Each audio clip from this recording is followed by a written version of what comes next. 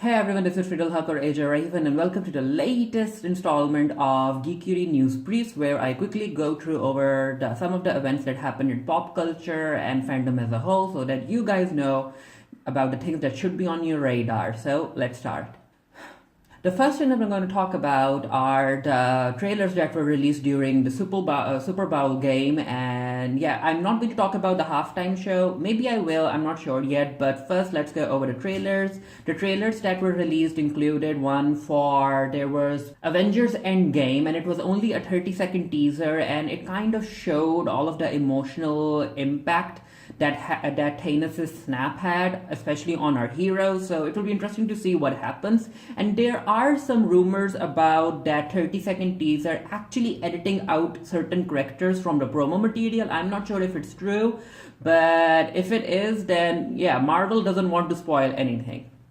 The next trailer that we got, again a 30-second teaser, was for Captain Marvel, and it had that song about higher, stronger, faster or something. It was fun. It showed more of Carol Danvers' personality, and even though I'm not a huge fan of the voice that Brie Larson is using as Captain Marvel, I am excited to see Captain Marvel in the film and how strong she is, because apparently she is supposed to be the strongest Avenger. So it will be interesting to see how she ends up fighting Thanos and saving the entire universe. Okay, then another one we had was for Game of Thrones, which is actually a Bud Light commercial. So yeah, I wasn't a fan of that. Then Alita Battle Angel also got a TV spot. Now I'm not hearing some very good things from critics as far as Alita Battle Angel is concerned. But as far as I'm concerned personally, if I look at the film without a critical lens, I did enjoy it. And I really hope that people decide to go and watch this film. Then moving on, we also got a trailer for The Handmaid's Tale Season 3. It was a teaser. And then we also got one for The Twilight Zone, and then Scary Stories to Tell in the Dark from Guillermo del Toro. And then a very short teaser for Toy Story 4. Stephanie did an entire article for this for the Geekiary. The link to that will be down in the comment section below if you guys want to check that out. So talking about the Super Bowl, the halftime show was by Adam Levine, and okay, so back in 2004, Janet Jackson ended up getting in a lot of controversy and backlash. She was actually blacklisted because of her showing her breast during the Super Bowl performance. Apparently it was an accident, but whatnot. But anyway, Adam Levine ended up taking off his shirt and being all bare-chested, and everyone was okay with it. So of course, a lot of people weren't happy about it, and there's a Janet Jackson Appreciation Day, which happens on the day of the halftime performance. So yeah, it's kind of interesting to see how people have changed throughout the years, and how there's a lot of difference because of the society we live in when it's a woman doing this, especially a woman of color, and then there's this male doing this who's a white male. Anyway, I didn't watch the halftime performance. I actually went through my Twitter mentions, and people were dragging Adam Levine's performance. Apparently it was lackluster, and it was just something that happened. Also, talking about the Super Bowl, many people decided not to watch it because they were supporting Colin Kaepernick, especially because he's one of the players who took a knee during the national anthem, and people were not happy about it. And it's been 2 years, and he is still being blacklisted, and a lot of people want the NFL to address this situation, because even the most recent performance that happened, it felt like they were ignoring the elephant in the room. So the NFL needs to address the Colin Kaepernick thing, even if whether you're someone who agrees with him or whether you're someone who doesn't agree with him. There needs to be a discussion in order for everyone to move forward. So it will be interesting to see the ratings for the Super Bowl performance, because apparently a lot of people didn't tune in, and especially because even the halftime performance was lackluster. Ariana Grande is also facing some sort of backlash, and she is being dragged on Twitter because she had this hand tattoo, and it was supposed to say 7 rings, but it ended up, because Japanese is a tough language. because of all the kanji and stuff. So it was supposed to say seven rings, but it ended up saying barbecue grill. She ended up trying to correct it, and then it ended up being like barbecue fingers or whatnot. So yeah, Ariana is getting a lot of backlash because certain people think that what she did is actually cultural appropriation, because she is like trying to profit from a language or a culture because it is aesthetically pleasing and whatnot. Now Ariana defended herself and she said that she is a fan of Japanese culture and she has been trying to learn the language, and we are human and everyone makes mistake, and she has been trying to correct it. So as far as I can see, I can understand the group of people who think that she is going through the whole cultural appropriation thing, but I don't think Ariana is doing that. I really think that Ariana messed up. She messed up. She made a mistake. She is willing to learn. She is open to learning, and I don't think there's an entire cultural appropriation thing going on. I do think that she is passionate about Japanese culture and language or whatnot. So good for her. Let's see what she decides to do with the tattoo.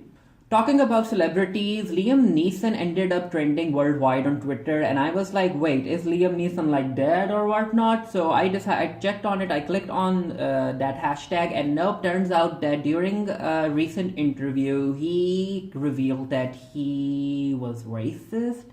So the story goes that one of his female friends ended up being raped, and allegedly it was by a black man. And Liam Neeson, because of all the rage that he was experiencing, he decided to arm himself with a cough, or what's the word? A cough. So he armed himself with a kosh, which is like a British way of saying a bat or whatnot. So he ended up for a week and a half, he ended up just roaming around the streets in order to find some black guy, a black bastard as he put it. And I'm like, I don't think he said black bastard. I think he used the N-word. But anyway, that's neither here or there. So I mean, a lot of people are saying that we should forgive Liam Neeson and that we should support him for being truthful. However, the people who are against Liam Neeson are the ones who say that they understand where Liam Neeson is coming from. They understand that. However, what they don't like is how he failed to address the racist situation of it all. He ended up making the story about violence begets violence, that revenge isn't the answer. However, he needed to address the racist thing as well, that he, after hearing that a black man raped his friend, he ended up acting on the stereotype of the black man being evil or whatnot and dangerous. He acted on that racial stereotype, and that's something that he should have addressed. Maybe he might say something, maybe he's trying to come up with an answer with his PR group or people, who knows. But however, as far as I'm concerned, I don't think that you should justify someone being racist. Like, yes, I am sorry, and I feel and I understand where his anger was coming from, especially after what his friend went through. However, don't justify racism. Don't say that this person is racist because this happened to him and whatnot. Don't justify that. Again, in the same way, during the Jussie Smollett situation, I don't think that anyone can justify homophobia, and in the same manner, don't justify racism. Don't say that Liam Neeson was okay to think like that. You get what I'm trying to say? So moving on, talking about homophobia, Damon Wayans Jr. ended up getting backlash because from back in 2010, he sent out some homophobic and transphobic tweets. Now, when Kevin Hart was called on his homophobic jokes or whatnot, he ended up throwing a temper tantrum. And he ended up talking about how he apologized and whatnot. And I'm like, Kevin, when did you ever apologize? But anyway, Damon Wayans Jr. ended up handling the situation quite better.